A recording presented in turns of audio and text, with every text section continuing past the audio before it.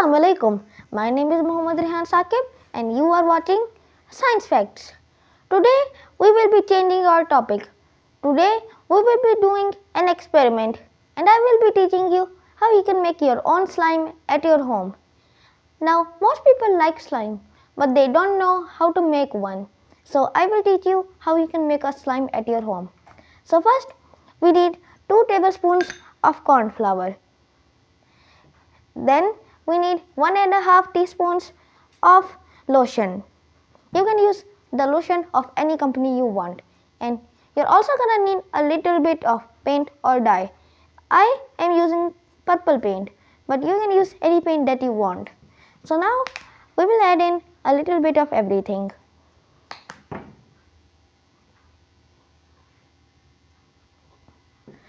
And now we will mix it up.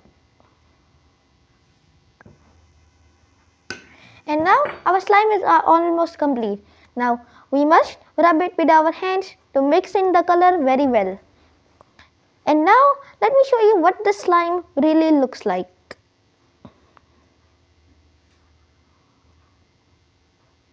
As you can see, it is very soft and very stretchy.